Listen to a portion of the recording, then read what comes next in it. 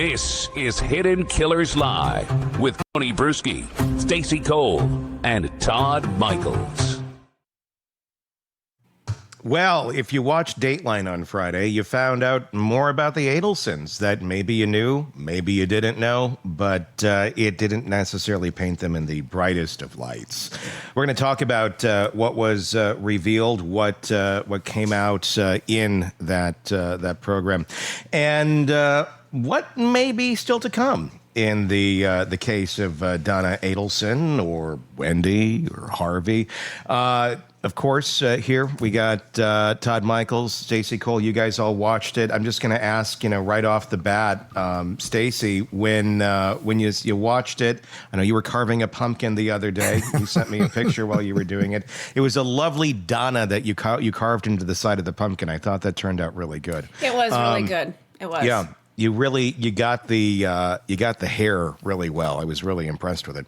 Wouldn't that be great to carve pumpkins, like do all the Adelsons?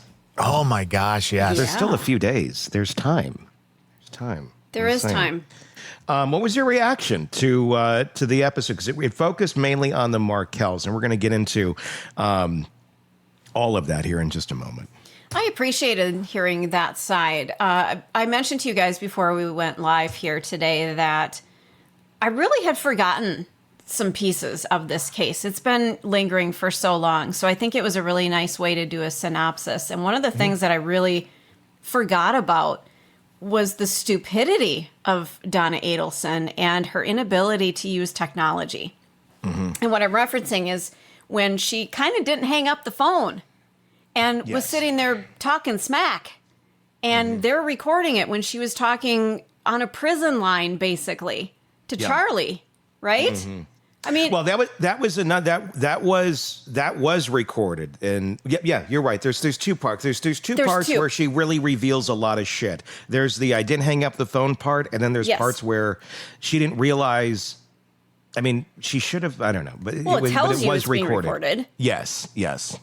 And she was just like, whatever, But to me, it's just, I'm going to offend some people here, but it's a boomer problem. It really is a boomer issue because it's like, how do you not know this by now? Mm-hmm. How do you not know that these calls are being recorded?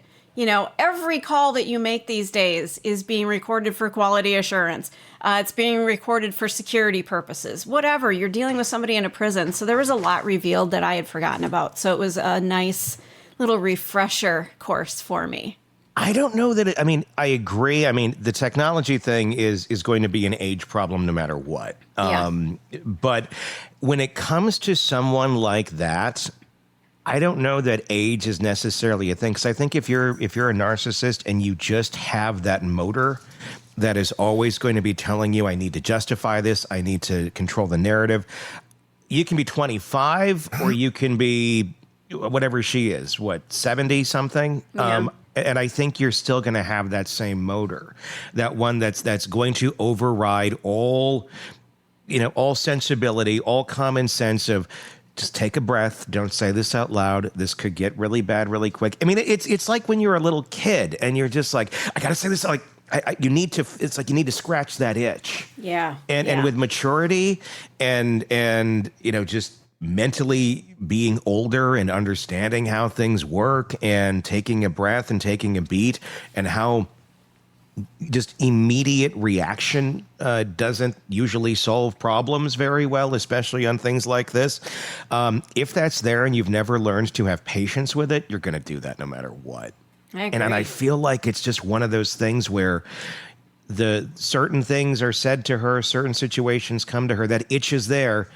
And no matter if there's 20 cameras pointing at her, she's still going to feel I got to scratch that itch no matter what. I'm going to do it.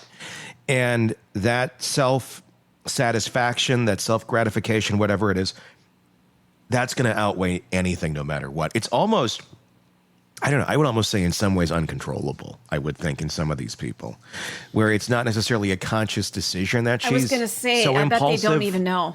Yeah, And then somehow her mind is telling her that, well, this is going to be better no matter what, because it's worked out so many times for her in the past. Because there's 1,000 little cuts that she was able to endure and slice onto all of her victims throughout life, and everything worked fine. So when it came to this big one, well, you've done this all these other times to all these other people, Donna. What's this other? This is going to be fine. It's not going to be a big deal.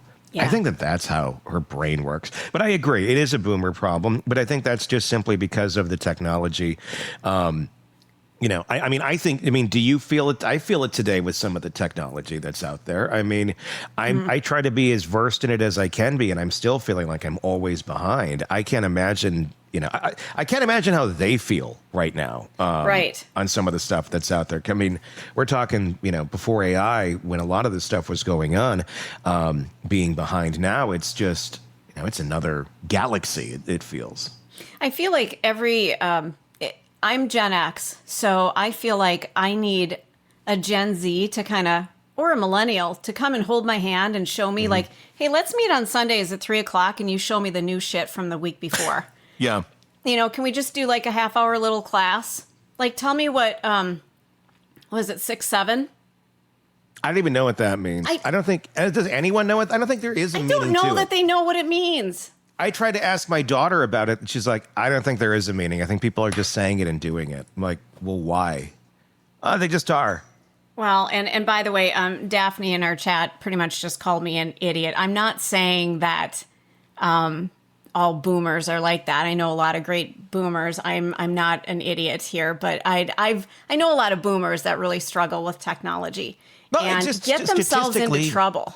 Statistically, you're going to have a higher amount that are. I mean, it's just, you're going to be less versed in it, statistically. Not everybody. No, not everybody. And there's some that are absolutely beautifully versed in it. But what happens is our world is moving in this technological vacuum. And if you're not keeping up, you are going to fall behind and get into trouble. Oh, I'm sorry, Daphne. She just said Donna was the idiot, not me. I'm sorry, kiddo. Well, that's okay. See, again, technology. You're reading into it incorrectly.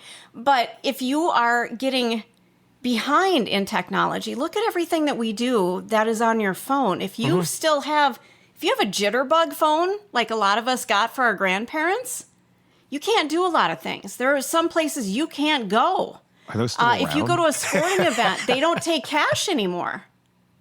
Oh, sure. Yeah. My mom still uses her checkbook. I just feel this is more secure. I'm like, you're literally giving your account number to anyone who wants it, and they're putting it in a drawer. And a signature on that thing and all that kind of stuff. And a signature. Like, you are giving everything away. The one thing I have to say, and I'm not going to disagree with you, Stacy, but Donna did try to use a phone call that was recorded a little bit after that big debacle, where she did try to get her narrative out there. I don't know what they're talking about. So I don't know that it's necessarily like a boomer thing, because when she wants to use technology for her benefit, she certainly seemed to know how to do that. That's a really good point. It was good for me to see this because I had not seen the actual bump video before. So, and Stacy, you and I were talking about this before we went on about how she actually handled that quite well. She didn't come across in the actual video where she was nervous or, oh my God, she was like, I don't know what you're talking about. Like, that part of it, she actually did pretty well. But then she turned around and called Charlie right away and said, I think there's a problem for both of us, kind of thing, which right then and there put the nails in her coffin. Yeah. It was also good to see her before she went into prison to see what kind of look she had and all that kind of stuff. She was trying to look like Wendy. Yes, absolutely, like Wendy's sister. But then the complaints about how she had gained weight in prison because the food is so bad and all that kind of stuff. It's like, get out of here with that crap. Yeah, then don't commit a crime. Then no you don't kidding, have to worry right? about prison food. Exactly. That's two thoughts. Yes. That's the problem. Yeah. But the fact that she was complaining about the food in prison is like, it's prison. Even Georgia Kaplan's like, this is prison. It's not supposed to be like Club Med, you know? Yeah, exactly. It's not a country club. Right. That I think, and we were talking about this the other day. At the end of the year here, we're gonna put together kind of our greatest hits or our favorite moments of the year. And that, to me, watching that video, because there's a court hearing of Donna Adelson, a fairly inconsequential court hearing about her complaints of what jail is like. This is prior to her trial. Yeah. But it's funny to watch. And we'll go back and watch it again, because it not right now, but it's her complaining about everything on the stand to the judge for like 30 minutes. Yes. And it's just watching this narcissistic boomer flail and thinking that what she says should be taken into some sort of consideration, has some sort of relevance because of who she is or her age, or like just zero clue that you're not going to get special treatment here because of who you are. And she really genuinely, I think, believes that those were the mechanisms to find relief. And she's utterly shocked when they're not. I mean, there's a lot of things she does out loud that are pure theater because she knows she's trying to manipulate. But when she really thinks that she's going to be, when she's pushed into that corner, that's where you have the collapse. That's where you have these hilarious moments of putting the narcissist in the cage because they don't know what to do, because they can't do anything. And again, I mean, I've done the video and I'm like, why do we find her so fascinating? Why do we find it so satisfying to watch the narcissist in the cage? Again, it's because so many people know somebody like this, and not necessarily they've gone to this length, but have suffered through their bullshit throughout life, and are just like, this represents all of that. It's interesting. I feel like that other doc that we're going to talk about later in this week, the Perfect Neighbor on Netflix, that's another Donna Adelson right there. That woman, the Perfect Neighbor lady, just completely caught up in themselves, utterly clueless as to anybody else's emotions, feelings, well-being, not remotely even thinking that, gee, there's all these kids out here, they're playing football in the streets, they're running around, they do have parental figures that are nearby watching, making sure that they're okay. You dumb bitch. Like, They could they'd be out there committing crimes. They could be doing horrible things. They are kids being kids in a rare neighborhood where they feel safe and the parents feel safe enough for them to be out there. But because it disturbs you and your little piece, you want to tear it all down. Never mind, there's all these other people out here that are benefiting, children included. But if it bothers you, then, well, that's all that really matters. Yeah. In that court hearing, the other thing that I thought was really cool, they were trying to get her like bond or bail or something like that, so she didn't have to stay in prison. And I thought Georgia did a nice job of saying, well, listen, she's a flight risk. She tried to go off to Vietnam or whatever. But then Donna's also telling the story about how somebody apparently came up behind her and grabbed her arm and put it behind her back. And she said, you keep it up and you'll lose your pretty white teeth. And I'm looking at Donna's mouth going, okay, first of all, they're not white. Second of all, they're not pretty. And she was a dentist's wife. So I'm kind of surprised by that. I got a little petty at that point watching Dateline. I mean, what does that say to? I mean, that's just a fascinating thing. I mean, she's married to she's married to a cosmetic dentist. Her son is a cosmetic dentist. These are the folks who can elevate your dental game beyond just cleanings and cavities. Like, they can give you the perfect smile, and you're not doing it. You're not taking advantage of that. Like, you think yours is already good enough. And so I don't know, maybe that's it. I don't know. I mean, it's a weird conundrum there on that. Like, why would you not take advantage of this? If especially when image is so important, but if you're so, you already think your image is, the fucking cat's meow, then why would you change it? Because you're already there. I don't think I've ever used the cat's meow in a sentence. Well, let's give you one of these. There you go. Yes. The password usually for me. is, yeah. There we go. There was a letter that was shown on screen. I'm going to talk about this for a second, then we'll go to the letter. The other moment in that thing for me, and I love how Dateline, I mean, it's a lot of rehashed material, but the order in which it's placed, sometimes the producers do a very good job of putting things into perspective and making you see things in ways that, oh, I knew this, but when presented this way, this does make a little more sense. And the moment for me that really, really got me was the Charlie call, was after the bump, where was the whole, well, what is this about? Are you getting sued? Who is this about? Well, it could be about you and me. And she somehow thinks whispering on the phone is going to make it like that less. changes it, doesn't it? It's changed, exactly. It's very infantile in her way of thinking. But that right there was, you wouldn't say that if it wasn't about the two of you. And it's like, well, there we go. Like, if there's ever any doubt, because all these cases, and I'm someone who I second guess myself on everything. So I'm always second guessing like my thoughts on a case, because I want to, not that I want to be right, but I want to make sure that I'm seeing it clearly and accurately. And whatever clear and accurate is where I want to be.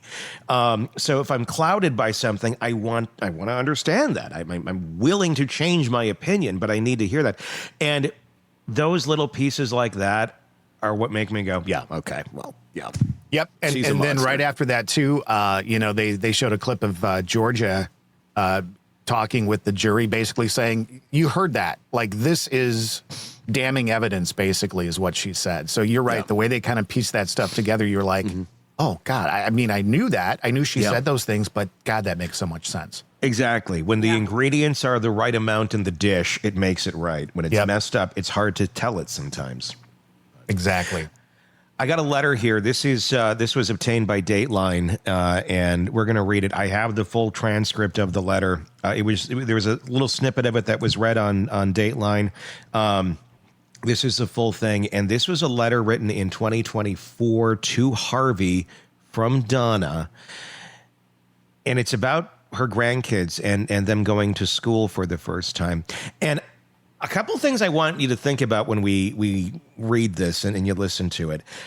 Is she writing it to Harvey? Is she truly writing this to Harvey as if he didn't know these things? No. Is this her just verbally throwing up, into a letter of here's all my emotions? Or was this intended for someone else to read as a piece of theater? That's where my head went. This is all performance. This is performative. This is her making her statement in the only way that she can at this point. And maybe somebody inside the courtroom or whoever the investigators are will see this and realize what it's doing to her. Again, when she wants to, she can use various forms of technology to try and play the game. Yeah. Yep. So this is it. It starts out with a title. It doesn't start like, Harvey, my love, you wonderful dentite of the world. First day of school, ... This will be the first time I don't get to see the boys and take pictures on their first day of school. Never mind, Dad's dead. And grandparents you're not allowing them to see their grandchildren whose son you just offed. It breaks my heart that I can't see them or even pictures of them on this special day. Please tell them that I'll be thinking about them and wishing them both a good start to their school year. They had a fun summer with activities, camp, and friends, and now it's time to get to work. Please tell them if I get a fair trial, I'll get out of jail and come to see them in Austin. If not, I want them to do the best they can because that will make me happy. Because I'm sure they're just like, what can we do to make Donna happy? Yeah, how can we help her? How telling is that, though, that the first thing she's saying is, it'll make me happy. He'll make me happy. Because she thinks everyone's there to serve her. Yes. That there's no, like, the world is simply Donna's oyster to conquer, and everyone else works for her. Yep. It's so when you guys were kids, did you ever I remember you're trying to figure out the world and you're running things through your mind. You're like, what if I am the only one? Like, what if all this is just run weird thoughts through your head. Sure. Yep. And then you go, well, that's fucking insane. Like, of course it's not. There's other people here. They have feelings. And I think some people lock into that thought and go, well, that's how this works. And then that's modality for the rest of their lives. I think you're right.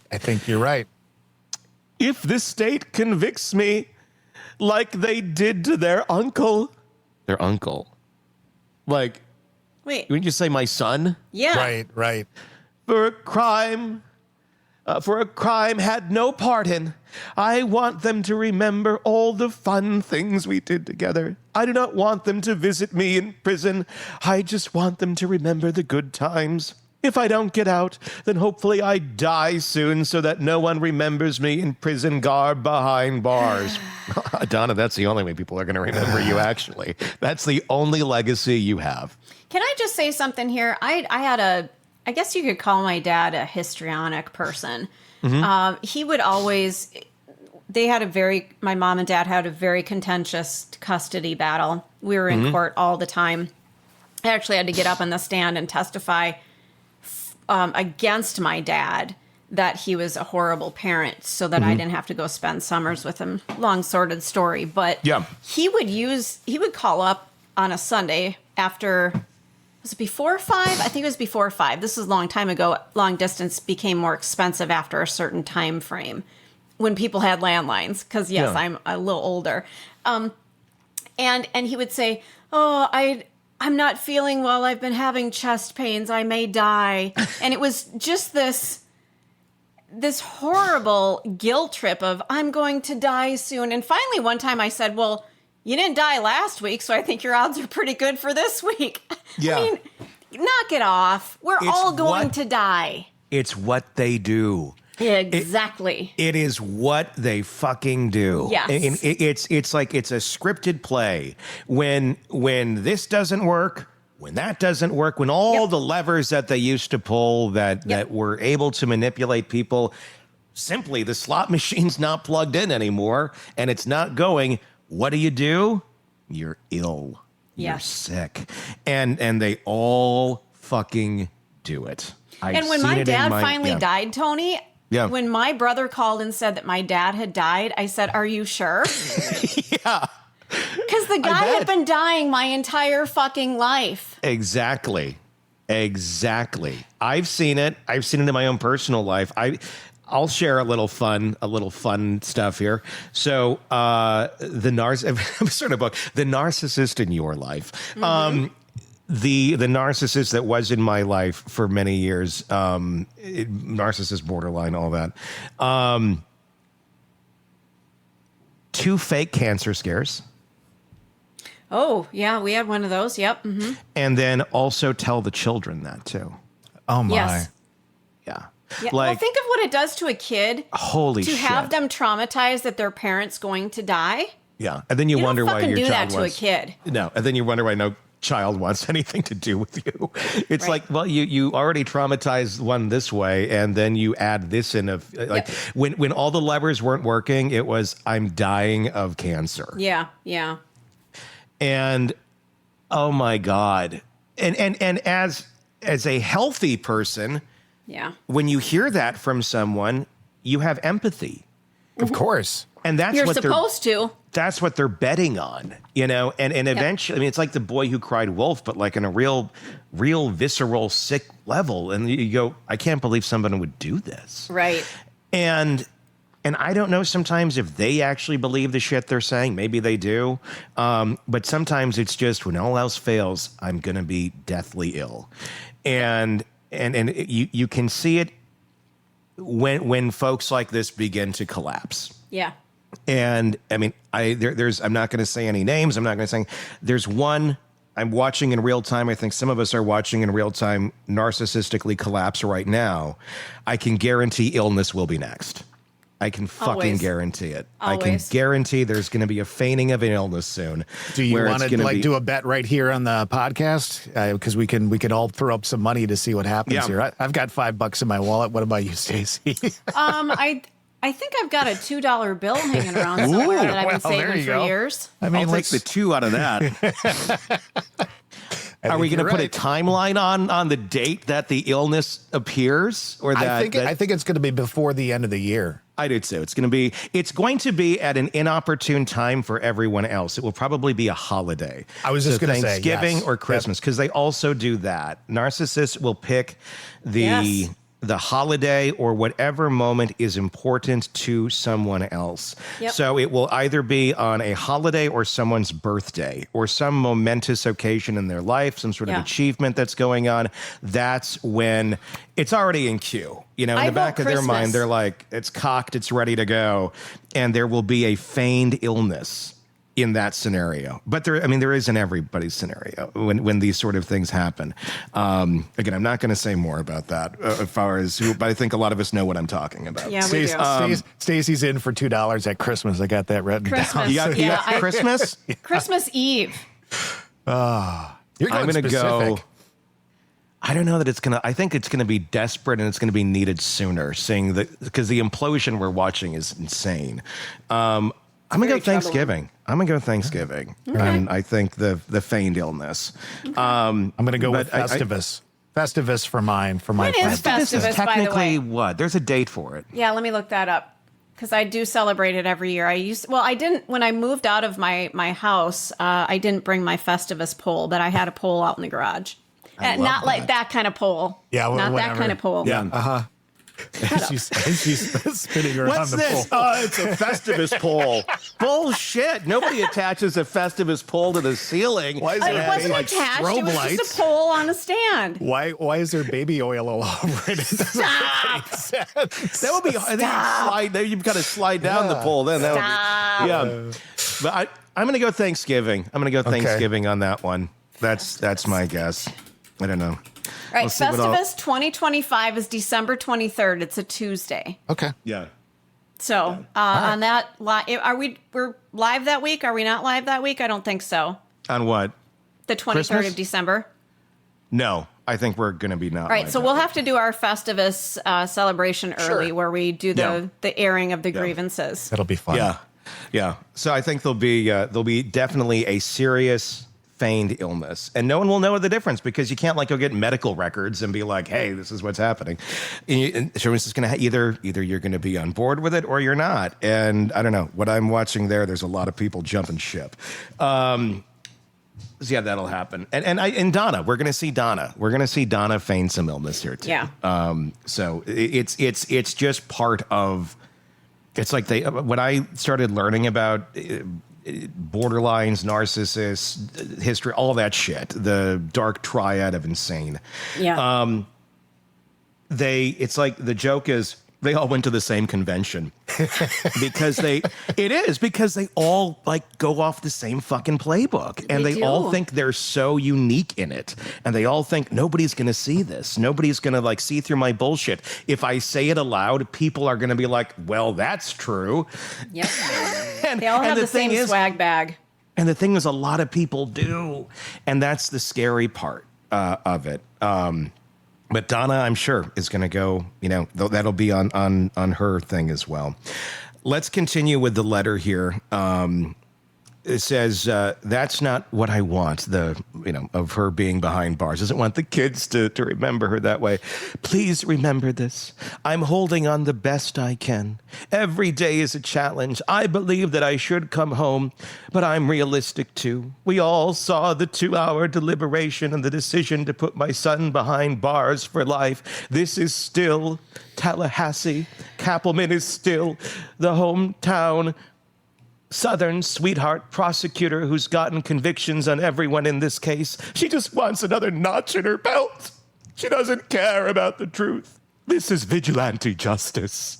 Just building and telling herself, like, thank you for you're letting Harvey know this, I guess. And these jurors have to go back to their friends, neighbors, and coworkers and explain why they wouldn't convict another Adelson. It's easier to just convict and be done. Thank you for being strong and hanging in there with me. I love you more than you can imagine. Thank you for being you. I love you so much. Donna Sue. That was the part right there that made me want to puke. Yeah. Donna Sue. Ugh. Oh. I think when I do my Donna accent, I usually always put a little English accent in it too. So it's always, oh yes, poor me. You got to have the vibrato. There's a lot of that going on. I love you so much, Harvey. You stand by. It's kind of like Katharine Hepburn. But I was going to say, you do a really good one, too. It is. It really is. The Markels, and I'll read their statement because they put it out, and I think we did read this the other day, but for context, this is what the Markels have said about the whole situation. During sentencing, our family listened in disbelief to the disrespectful and delusional statements made by both Donna and Harvey Adelson before Donna's sentencing for first-degree murder and other convictions of our son and brother, Dan Markel. Contrary to Donna's claim, she never mourned the loss of Danny's life, nor did she ever express concern for his sons losing their father. Yep. Testimony at her trial showed her callous indifference to his murder, including written evidence that she dismissed the very idea that the boys could be sad or miss their dad. It is deeply unfortunate that Harvey used this time before the court to challenge our family's account of our relationship with Ben and Lincoln. We will set the record straight as we have in court and elsewhere. Our family was cut off from contact with the boys for 6 full years, from the moment authorities implicated Adelson family members in Danny's murder until 1 hour after the Florida legislature passed the Markel Act. Since then, our interactions have been limited, mainly through Wendy's supervised Zoom calls and short visits. Wendy refuses to share their address, and gifts that we send must be mailed to her lawyer's office. We were uninvited to Benjamin's bar mitzvah following Charlie's arrest, and were never invited to Lincoln's. We grieve the years lost and the years ahead without independent and direct contact with them. Beyond her crimes, Donna scorned Danny, drove deliberate wedges between him and Wendy, and disparaged him to his own sons. Her display of emotion before the court was not remorse for Danny's death, but sorrow for consequences she now faces for causing it.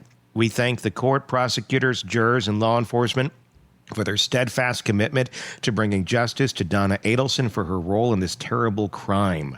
That's the letter. And there was something that Dan's father said on Dateline on Friday, and I'm just going to read it. It was at the very end of the episode. He said, wouldn't it be, he said this to Wendy, wouldn't it be nice if we could arrange for the boys, you included, to let them see where their father grew up, let them see where he's buried? She said that will never happen. That broke my heart. Yeah. And I'm somebody who, I watch the world news at 5:30 or whatever, and the last story is always one of those that are supposed to grab you by the heartstrings, and I always weep at those, so I'm a little wuss when it comes to that stuff. But when Mr. Markel said that, I just couldn't believe it. You could hear the pain in his voice. Yeah. We want to be part of their life. We want them to see how much love we have for them. That's how that ended. And Jesus Christ. God damn.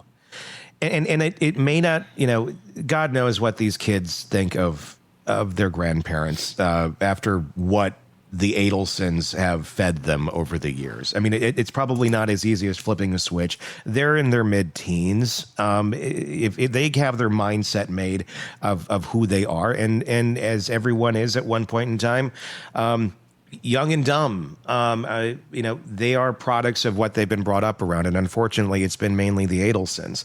So it's probably going to take several years for them to, if they ever do, break out of that shell and see the world around them for what it is. The sad part is, by the time they get there, their grandparents may not be around anymore. Well, and here's the sad and yet beautiful part about this is once they become independent and they can make their own decisions, I would put money on the fact that they are probably going to reach out to those grandparents and say, I'm sorry that we missed out on so much with you. Let's make up for lost time. Once they don't have somebody pulling the puppet strings. I'm hoping that's the case. The thing is that will happen much quicker if Donna is actually taken into the courtroom herself. And a lot of people are asking in our chat, do we think that's going to happen? Yes. I don't know. I mean, Wendy is going to continue. People like this don't change. And this is all complete conjecture. Wendy's obviously never been charged with anything. She maintains her innocence. But just generally speaking here, from my experience, I think from anyone's experience, narcissists don't change. And if this is your modality, this is how you operate, and you're literally telling, the grandparents that will never happen. And she couldn't even give a little bullshit well, maybe someday, maybe this summer or something. It's that will never happen. Wow. That's a really cold, calculated, you're just flat out saying it. Okay. That's never going to change. She's going to, in my opinion, I'm going to guess this is going to be her modality until the day she dies too, which will probably be a very long time from now. And these kids, this is the only family they know. This is the only family they have. And that's why these cycles are able to go on for as long as they do, because people don't want to be uncomfortable. Right. They're not going to break out of the cycle if everything in the cycle over here is home, no matter how fucked up that home is. Some do break away, but they're typically looked at as the odd duck. It's not like the majority move away and there's the one that sticks around. It's usually one that breaks, and then everybody else stays and continues to feed the demon. And so who knows? I mean, I really hope that they do at some point have that reckoning. We on this show, when we've had Siobhan and stuff on, there's been many times where we've gotten done talking about, their lives, from, the 1,000-foot perspective of not living them. And, if you could say something to those kids the day that they're someday scrolling and looking for their history, what would you say to them? Because I think they're going to find, they will be able to find perspective on their lives through outside sources in ways no one else has in the past. So I think that is going to be helpful to them in ways that, other people may not have had. So I don't know. We'll see. We'll see if that is something that helps. I'll just say this. I'm ready for Wendy in court. I think that it'll be good watching. I think that I'd love to see Georgia go after it and see what happens, and see if there's a jury that makes a decision in 3 hours like her brother and her mama. So, yeah, it'll be fascinating. They are victims of circumstance right now. And hopefully, hopefully the future is brighter for them. Hopefully their uncle maybe can step in and give them a little reality check. Because I doubt it's going to be coming from Wendy, in my opinion. But it's a messed up story all around. But that's the latest on the Adelsons. Speaking of crazy, Lori Vallow Daybell was in court just the other week. She had a new hearing, and just like Brian Kohberger, just in that a different sort of chaotic, dark triad of narcissistic thinking, she too doesn't like the idea of paying back restitution. Doesn't think she should have to do it. Why? Well, other people have done it. And it all goes back to GoFundMe. Well, GoFundMe's paying this to people. Why should I have to? Because you're the one that was convicted of the crime. Isn't it fascinating that some people will take that GoFundMe that somebody else is already providing that for them, so that should be good enough for me. Yeah. You did the crime. You should pay. Yes. I mean, where in history has this ever been like this, where it's well, someone else is going to make you whole, so why should I have to? I mean, if you get a civil judgment against you, There's no like, well, you already got whole from your GoFundMe, so I don't have.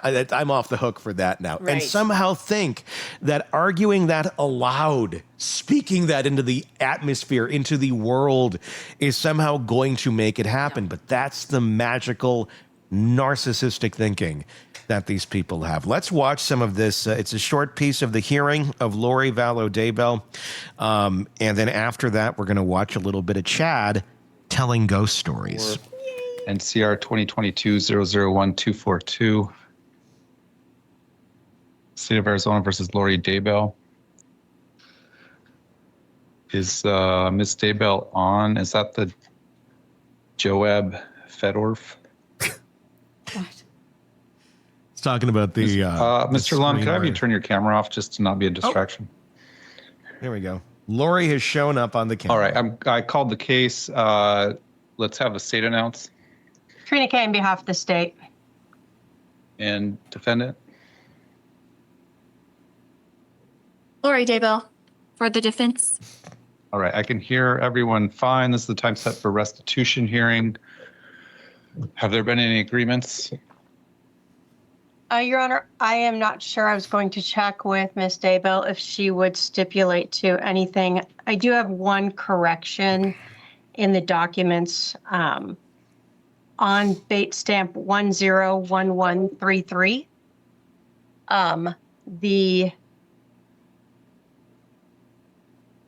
What we've learned is that the gas receipts that were provided are not all of the gas receipts, and so that's why we had done the mileage, but we forgot to remove the gas receipts themselves. So we should actually remove $348.98, which would make the total restitution request $8,600.54. Okay, I'll ask the defendant, are you stipulating to any restitution? Your Honor, on Wednesday night, I did receive those Bates numbers that were supposed to be given to me from my advisory council. They mailed them to me. I just got them. I was able to review those. Those ended at Bates number 101161.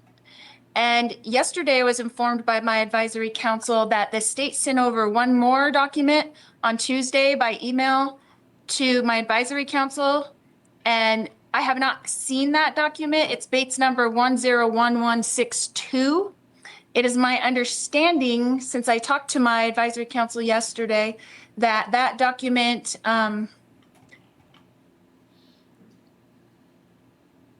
is a document. They kind of explained what it was to me. And so my understanding is, and although I'm aware that counseling, thank you. Although I'm aware that counseling costs can be included in restitution, this document turned over by the state is an Excel spreadsheet totaling $3,147 in counseling. There are no invoices from doctors or insurance companies to my knowledge. So the document in and of itself seems to be insufficient. I haven't actually seen it. However, based on how my trials were conducted, since experience tells me that regardless of what I say or what anybody else says, you're going to order it, I am willing to stipulate today. It is my understanding that I have already been ordered by this court to pay over $534,000 in fees, in fines, surcharges, and court fees. So you can add Ms. Woodcock's total of $12,096.97 of restitution to my tab. And Your Honor, Okay. with that correction, it would actually be $11,747.99. Hold on, 11,740. $7.99. All right. Ms. Daybell, you're stipulating to pay restitution to Kay Woodcock in the amount of $11,747.99. Is that correct? That's correct. Any drugs, alcohol, or medication in the last 24 hours that would affect your ability to make this decision? Have I been on any drugs, Your Honor? Is that what you're asking? Yeah. Oh, I'm asking, have you had any would drugs, explain a alcohol, lot or more. medication that would affect your ability to understand or make this decision today? Is Your Honor aware that I am in prison? I have no access to any of those things. So no, the answer is no, I have not. Well, Thank then you you're for missing answering the out, question. Lori. Has anyone promised you anything in exchange for your agreement to pay this restitution? No. Has anyone forced you, threatened you, or coerced you to get you to agree to pay this restitution? Only my trials, Your Honor, coerced me. Oh, God. All right. The court finds that your What a agreement bitch. is knowingly, intelligently, voluntarily made. It's ordered that you pay $11,747.99 in restitution to Kay Woodcock. The restitution would take priority over any other fines and fees that have been imposed. And it's ordered that that restitution be paid out at the maximum rate allowable out of any prison account. Ms. Kay, do you anticipate any other restitution requests? Your Honor, we are still awaiting restitution requests from Brandon Boudreau. I know that he's been busy with work and he hasn't got all of those documents together.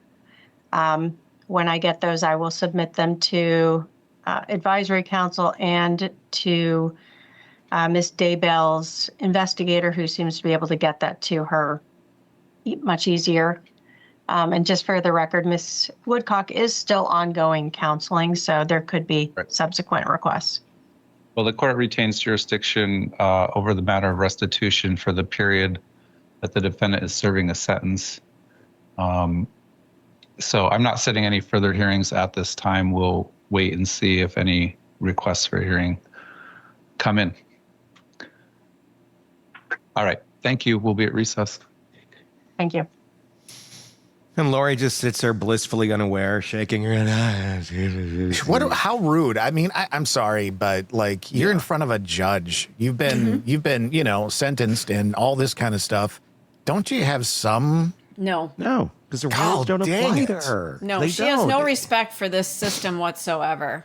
No, because the system doesn't go along with what this is just, this is the collapse has happened and we're in crazy land is basically where I think Lori Vallow lives. It's beyond collapse anymore. It's just this. You is do just realize I'm in prison, correct?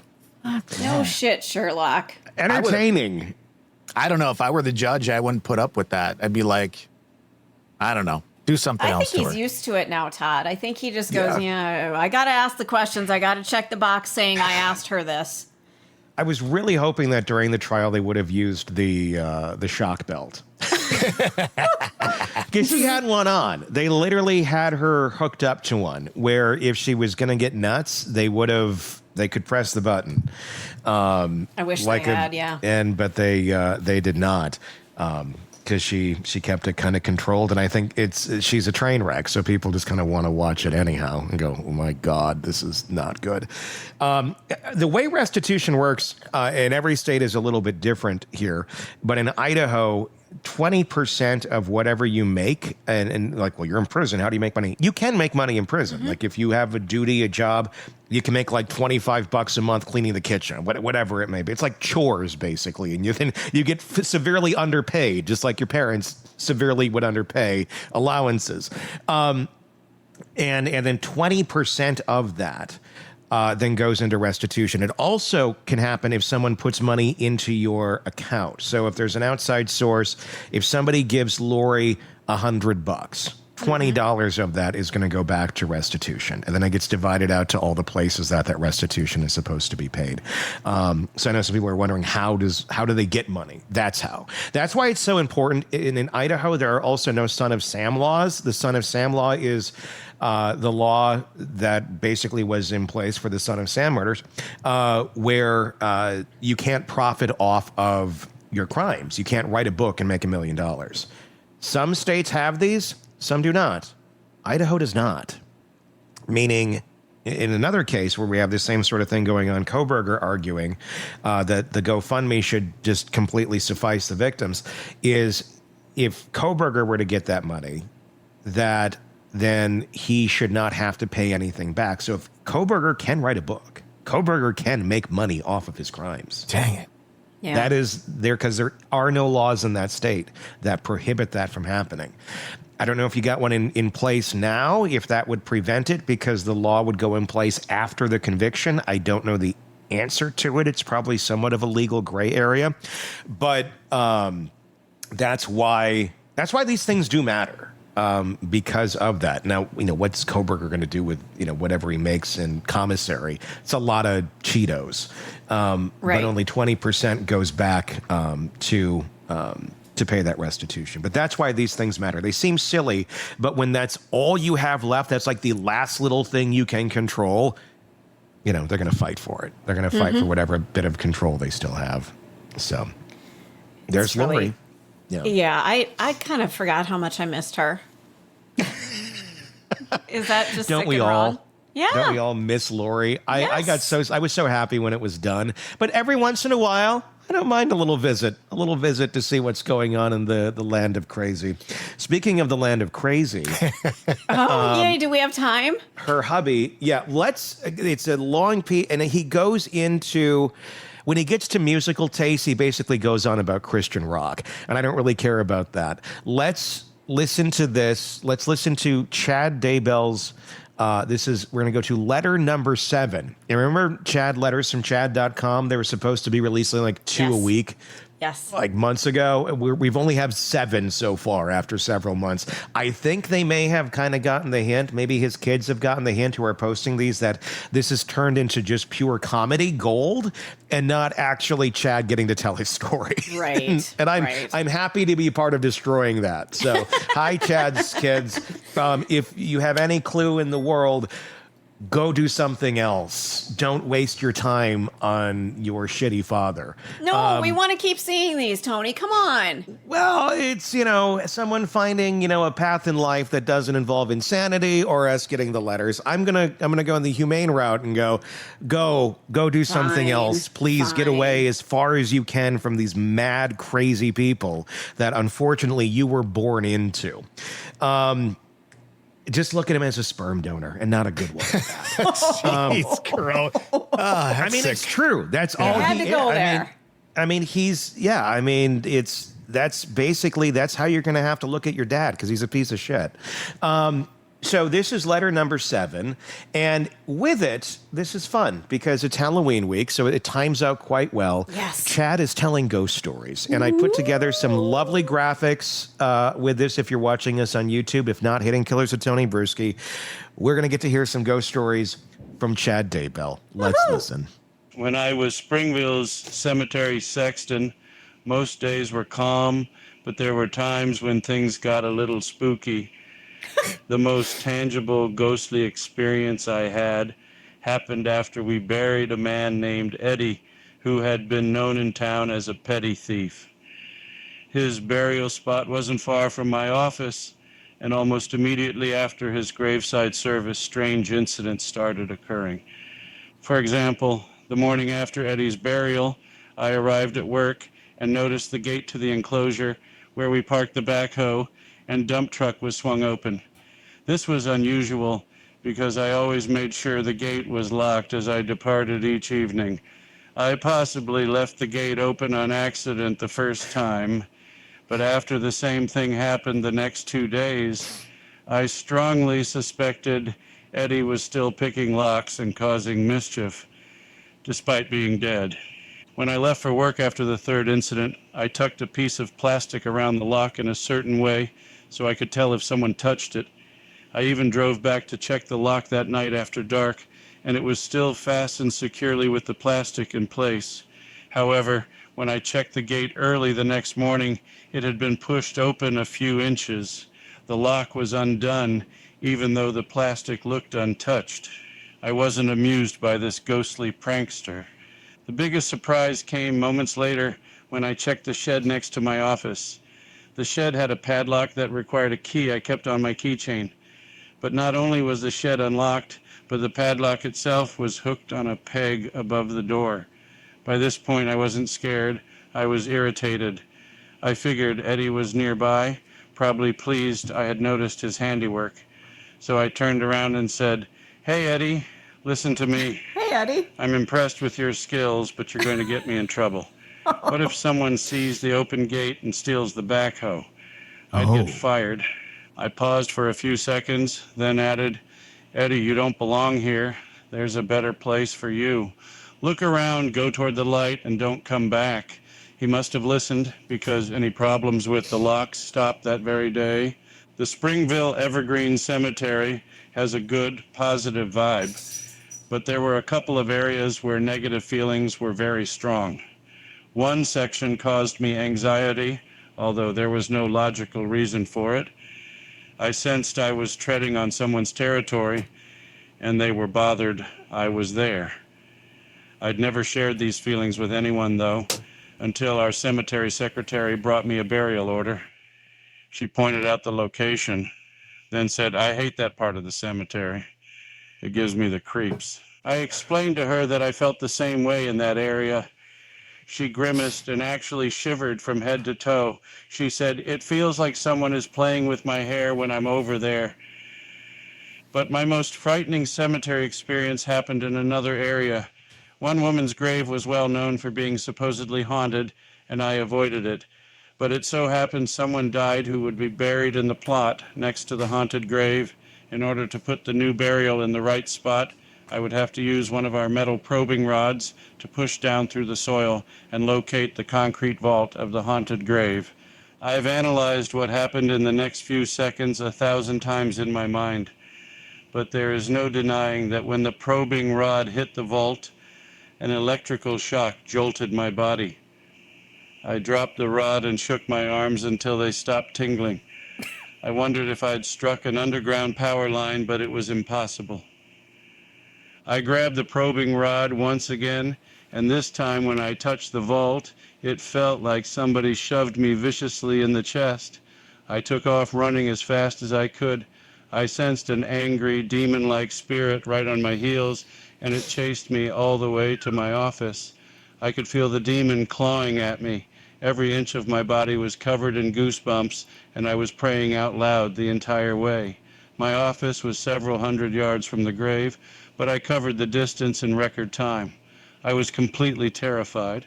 When I dug the grave with the backhoe the next day, I stayed as far from the haunted vault as I possibly could. I wasn't going to risk the chance of another violent supernatural encounter, and thankfully nothing happened.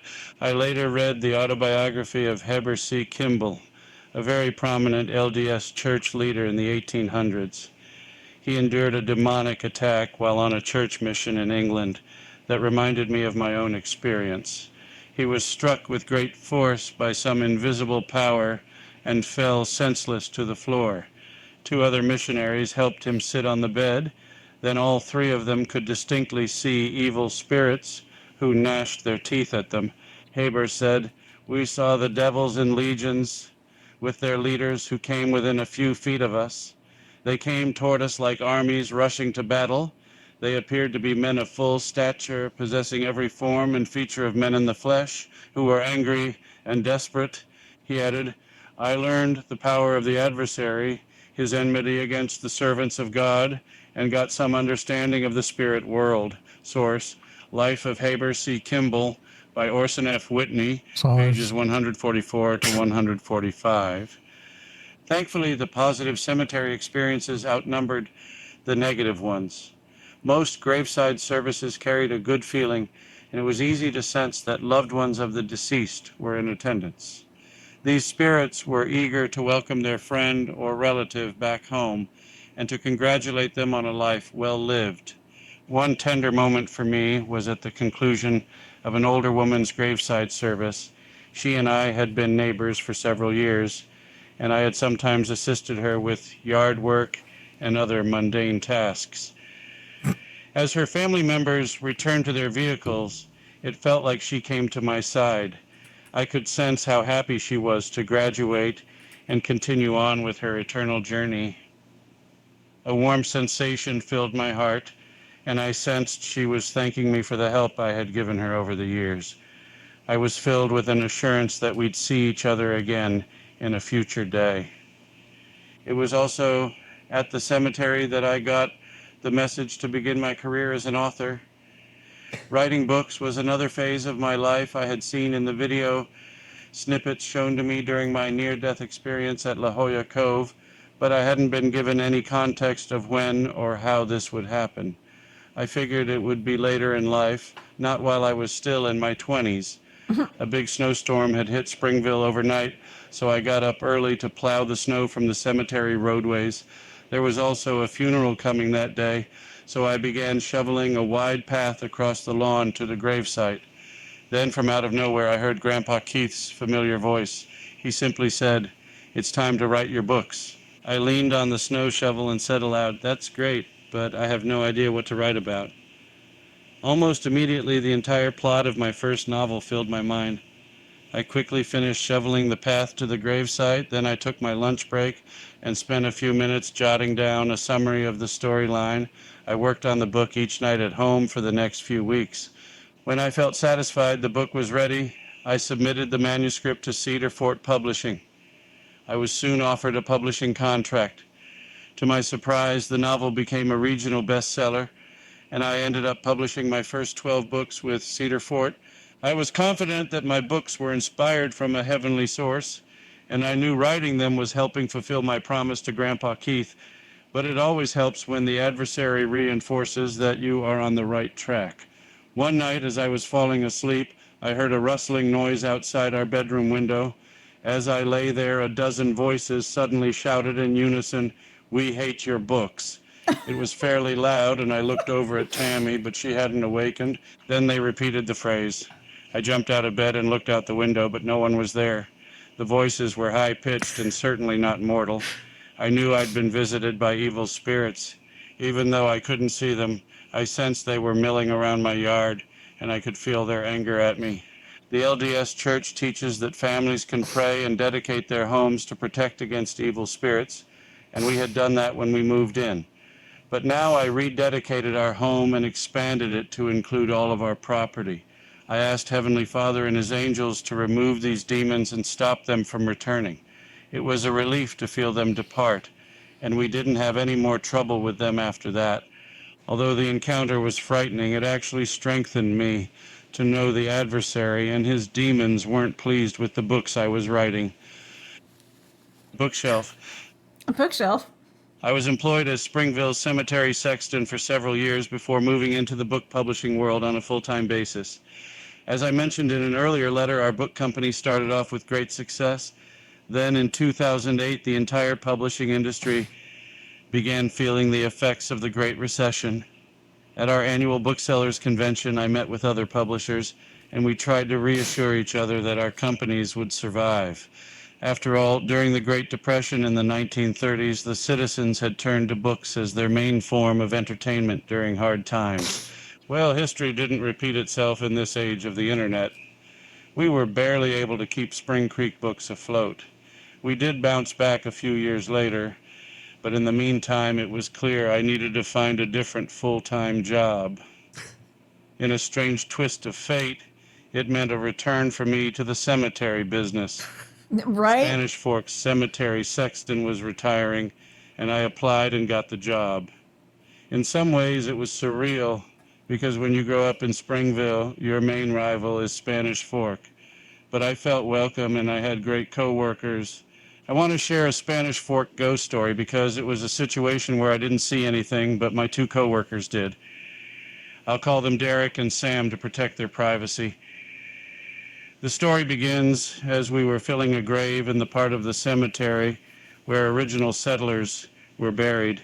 As Derek and Sam waited by the grave, I drove the backhoe to our dirt pile a few hundred yards away and returned with a scoop of dirt. As I got closer, I saw Derek and Sam both backing away from the grave. Sam was nervously pointing at something, and then Derek actually hid behind Sam. Something had clearly spooked them. I dumped the load of dirt in the grave, then turned off the backhoe and hopped out. Derek and Sam started shoveling the dirt as if nothing had happened. But then Sam asked me, "Did you see him too?" "What do you mean?" I asked. They looked at each other in surprise. Sam stammered for a moment before walking to a spot about 10 feet from the grave. He said, "There was a boy standing right here. He was watching us." Derek added that the boy was wearing old-style clothes and that he vanished into thin air when I got closer with the backhoe. I asked them if they could see through him, and they both shook their heads. Derek said, I thought he was a real kid at first. He stood there for at least 30 seconds. We discussed that experience many times during the rest of the summer, and we marveled that both Derek and Sam saw the boy. I would always write down memorable cemetery stories such as this one, and I eventually published a nonfiction book titled 1 Foot in the Grave. The first version was published after I finished working for Springville City. I later updated the book with a new cover and added several of my Spanish Fork experiences. There are numerous funny stories included, along with a good description of what it is like to work in a cemetery. Despite these occasional humorous incidents, I always took my duties as sexton very seriously. I regarded it as a sacred honor to care for the cemetery grounds and to perform burials properly with professionalism. Most importantly, I always made sure the deceased were shown complete dignity and respect. I knew better than anyone that my employees and I were on holy ground, with friends and relatives watching us from the other side. I'm grateful for that unique opportunity and for the experiences I had that made me a better person. There we go.